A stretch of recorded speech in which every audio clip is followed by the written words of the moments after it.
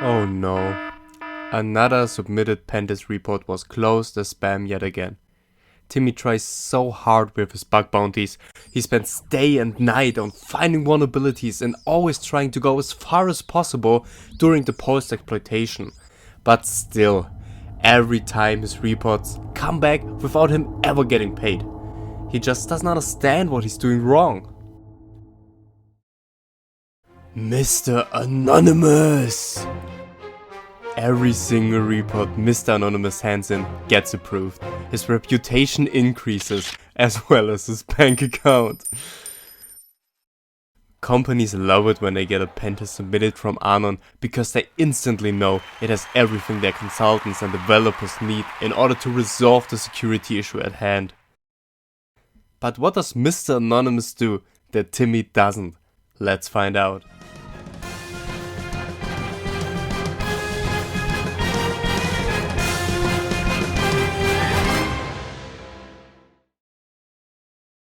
One important thing about reports is that it doesn't matter how good your hacking skills are if you can't convey the problems you found properly to the customer. So why is it important to spend this extra time on writing the report? Well, the better your report, the better your reputation, the more your money and opportunities increase. So the first thing we have to ask ourselves is for who are we writing the report? So we generally speaking have two target audiences. One, the financial advisors, managers and consultants, and then the developers that have to fix the issue. So since the first group generally doesn't care as much for the technical part, we have to catch their eye with the one thing they really care about: numbers. This means how many vulnerabilities have been found and which of them need to be looked at ASAP, like for example with findings that are critical. Having a general summary of the whole pentest just broken down in a few sentences also helps this group to get a good overall understanding of what is important, what will be time consuming to fix, and what could cost the company a lot of money. The second group are the people that are more closer to you as a pen tester, the developers or the engineers. So once you found a problem, it is important to include reproduction steps for these people so they can recreate the issue on their end. If possible, including mitigation bits of advice are extremely beneficial since not all developers have a really deep understanding of security. This is not mandatory to include, but generally helps to resolve security issues faster, which in return gives you faster feedback loops since it is less likely your report is getting into specific categories like needs more information. Now let's talk about the thing this video is about, the structure of the report. Your report should include a cover page, table of contents, a state of confidentiality, contact details depending on the number of testers and people involved, an executive summary, technical details for findings and comments, and appendices. So let's go over each one of them one by one and see what we have to look out for when writing, as well as which pages are specifically aimed at one of the target groups we previously discussed. So the cover page should be visually appealing and professional looking as it sets the tone for the entire report. The cover page of a pentest report should include following information: the name of the organization being tested and the name of the pentesting company, optionally with logos, then the date of the test, the names of the pentesters who conducted the test, and the version number of the report if applicable, and optionally the name of the person who authorized the test, as well as the level of confidentiality for the report, like public, confidential, or highly confidential. The table of contents in a pentest should include the major sections of a report, such as the executive summary, the technical details for findings and comments, appendices, as well as any subsections within those sections. It should be detailed enough to allow readers to quickly find the information they need, but not so detailed that it becomes cluttered and confusing. The state of confidentiality section in a pentest should clearly indicate the level of confidentiality of the report, such as public, confidential, or highly confidential. It should also provide information on who has access to the report and under what circumstances. This section should be written with the target audience, in this case the management, in mind, as the level of detail and language used may vary depending on the intended readership. The contact details section in a pentest report should include the following: name and contact information of the person who will be handling the report on the client side, the name and contact information of the primary point of contact on the pentester side, and any other relevant contacts and contact information such as phone numbers and email addresses.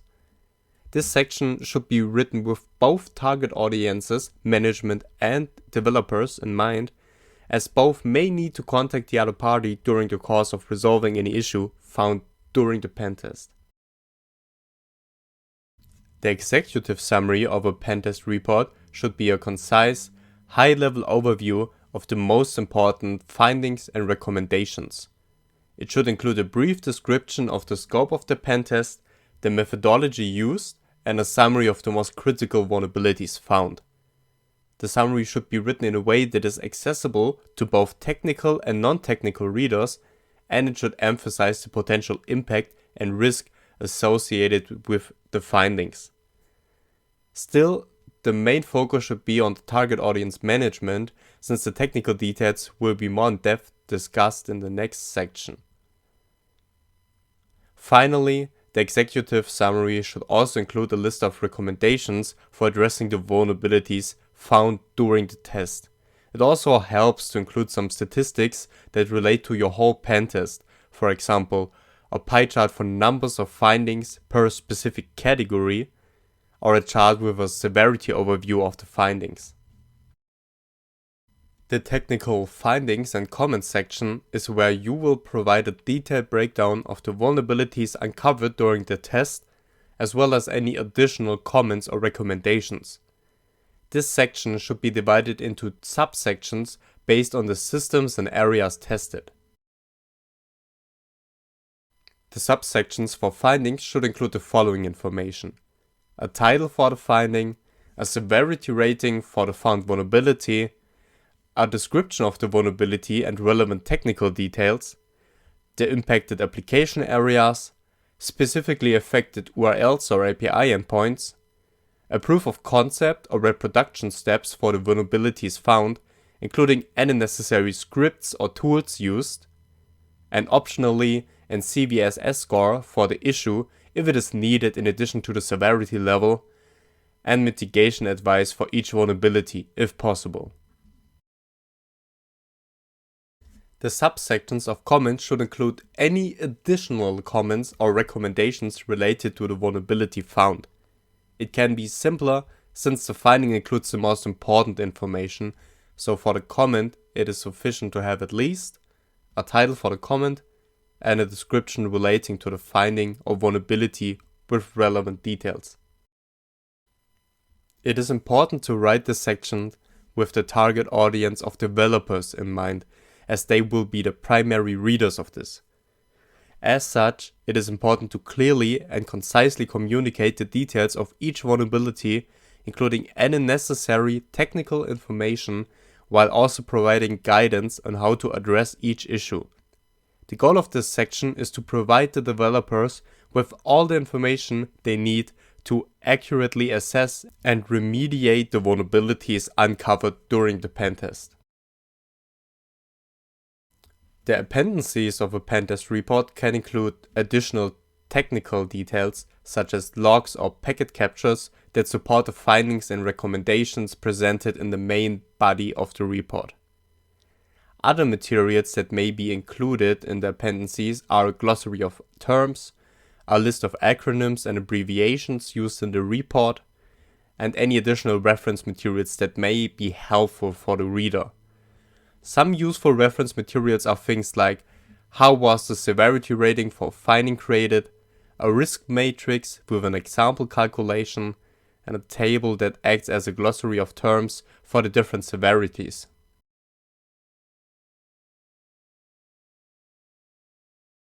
So here we have the overview again of all the important content. For the pages that have a specific target group assigned, keep in mind that you are directly writing to them. Some key points are helpful to always keep in mind when writing the report. Be conscious of the report readers. Think about if the part that you are working on is directed to a specific target audience. Be precise when documenting the finding. Explain properly why a certain severity is assigned. This can be done directly or through the appendencies.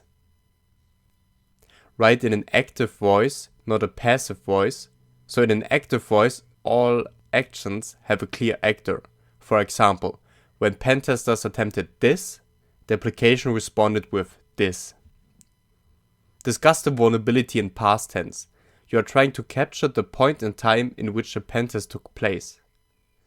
And be consistent. If you capitalize certain words or use only the acronyms and explain them once in the appendices, then do this through the whole report. Otherwise it looks lazy and unprofessional. In the end, these are what makes and breaks a good report. I hope that this video was helpful to you, and if you have something that you feel was maybe missing, then let me know in the comments. If you want to learn more or want to keep updated on all things C4PO related, subscribe and hit the bell so you don't miss any uploads or updates.